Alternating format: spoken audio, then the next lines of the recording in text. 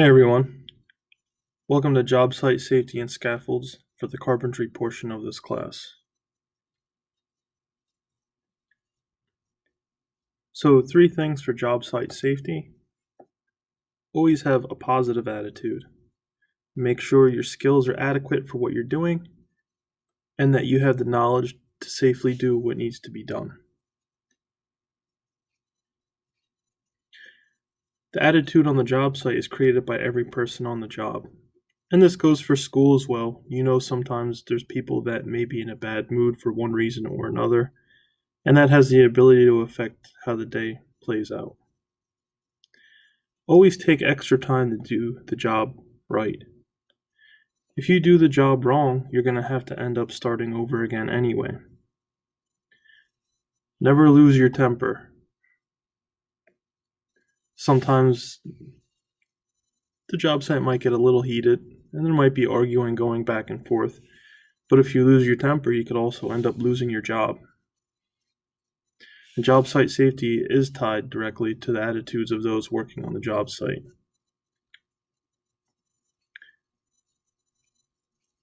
OSHA is a federal organization created in 1970. If you want to know more about OSHA and the 10-hour training that we do, on the CAP BTM website, there is another section for OSHA. Let's go over some PPE. You should be familiar with eye protection. These are worn in the lab. Ear protection, and they mistyped that. That should be head protection, right? Because I don't know why you'd wear ear protection for objects that might fall from above. So of course, you know, this would be hard hats, things of that nature. Respiratory protection, which we're all familiar with. Protective clothing, as well as hand and foot protection. So gloves, work boots. Again, things that we wear and use in the lab. Here we have an example. This gentleman has his glasses on. He has his hard hat on. Here's hard hats with hearing protection integrated. And these are 2 different types of respirators. These we'll be using in lab.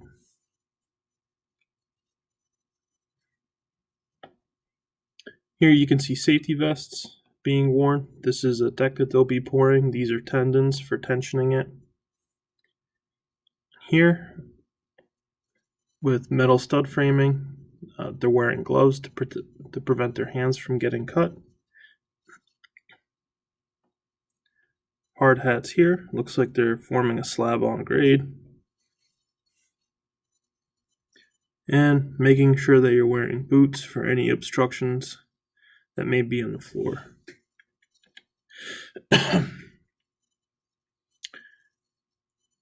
So activity usually is busy and often hectic. There's a lot of people running around different directions with different things that they need to get done, so be aware of that. Each site requires different types of equipment to an extent. A lot of them will overlap. You'll use the same things many times. Hazards to watch out for depend on the type of job site activity, and this is true. If you're working inside and you're doing finish work, you're not going to have to worry as much about being impaled on rebar as if you were working in a footer. Not to say that it won't be there, but there's less likelihood inside. And this is important. Pay attention. Always pay attention to where you're going, where you're walking. I'm sure you guys have seen videos where people aren't paying attention and they're on their phone, they walk into pools, or they trip over something. And here's some examples again of working different areas.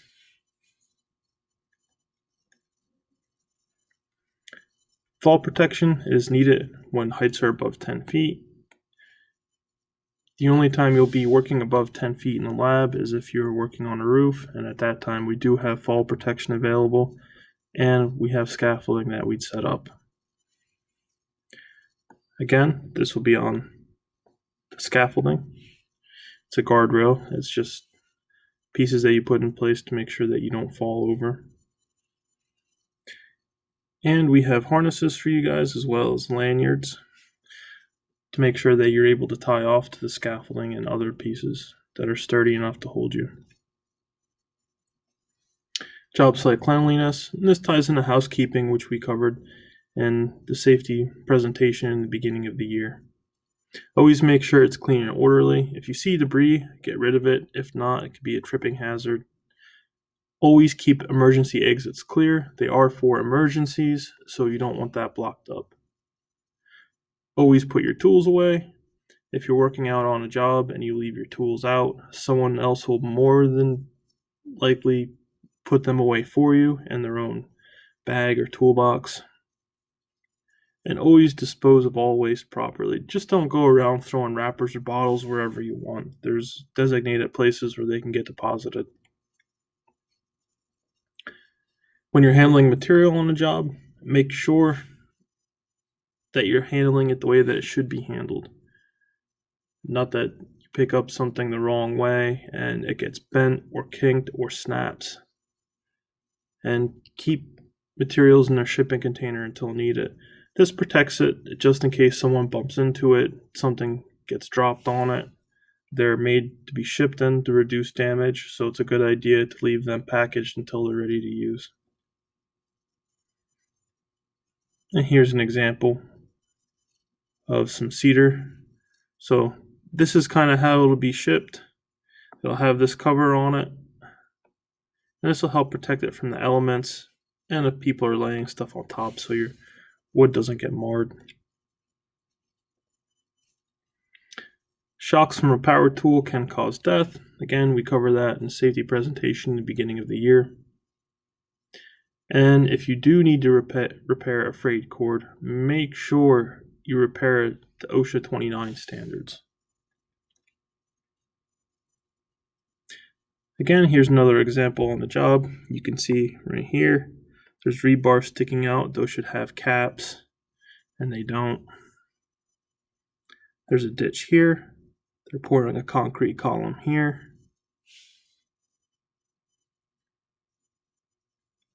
Hazardous materials. We don't have an MSDS, we have an SDS, and that's online. We have this available for any material that we carry in this lab. Fire prevention. Again, any flammable liquids that we have in the lab, they're kept in the material closet and a fire safe cabinet. The fire extinguishers that are in the lab, those had to be found for your lab orientation, so make sure you familiarize yourself with those locations. Roofing brackets, we won't be using these in the lab because the pitch of the roofs that we're doing in here won't be too steep to walk on. Again, we won't be using roof brackets. Trestles, we really won't be using those either.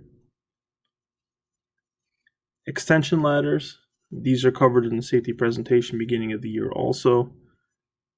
The ones we have in the lab are fiberglass. Those help prevent shock just in case. Here's a lightning bolt. And to raise the ladder, again, we'll do that in lab. Here you can see a man working on it. He has his PPE, glasses, hard hat, and when you're on a ladder, always 3 points of contact.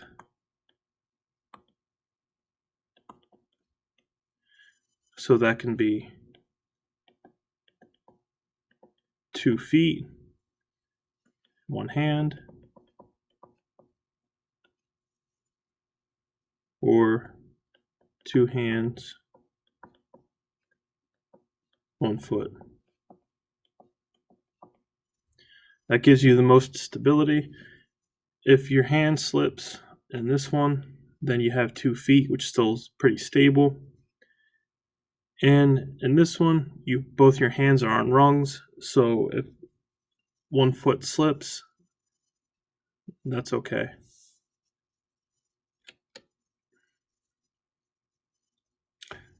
When using extension ladders, always make sure the hooks are over the rungs. If not, it has the potential to slide down. We covered this in the safety presentation at the beginning of the year. For every 4 feet you go up, you should be out 1 foot.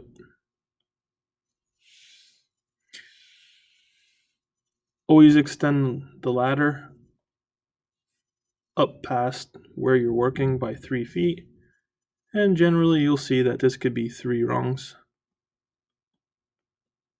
It's usually a little bit more than 1 foot between the rungs. And it's always a good idea, again, we covered this in the safety presentation at the beginning of the year, but to secure the base of the ladder from moving. And here we have a picture of someone setting up a ladder.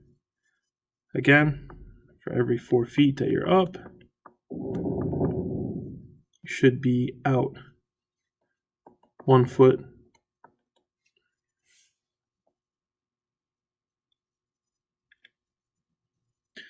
Step ladders, these are also called A-frames.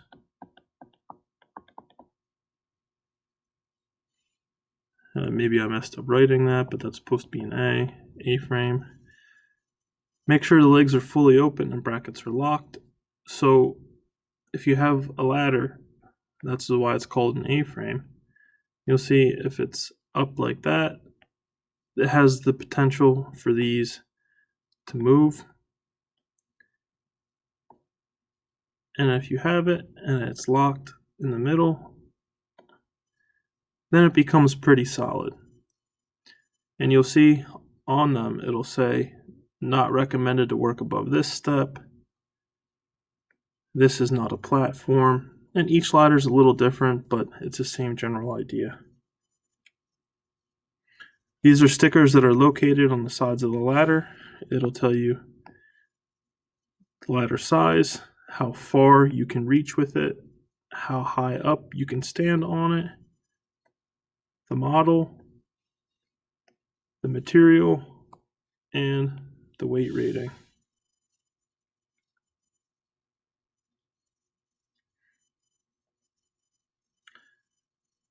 Ladder jacks, again, we won't be using those in the lab. Sawhorses are required anytime you cut something in the lab. We have some that are already made. And if you're interested in making more sawhorses, let me know and we'll get you set up.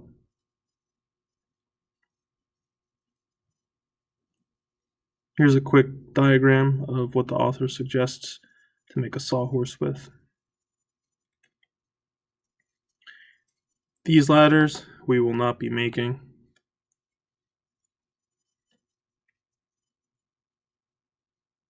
So in conclusion, when you arrive at the job site, run a pre-work safety check. Safety is everyone's responsibility, including yours. Be aware of anything that interferes with your safe work environment. If you can get rid of it, get rid of it. If not, let your supervisor know. And safety is an activity that never stops.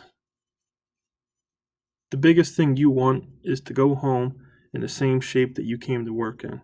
You don't want injuries, you don't want cuts, scrapes, bruises, sprains, any of that. And a lot of that comes down to your responsibility in making sure that it's a safe working environment. Brackets, again, we won't use. Ladders, we will be using in the lab. And sawhorses must be used anytime something is cut in the lab.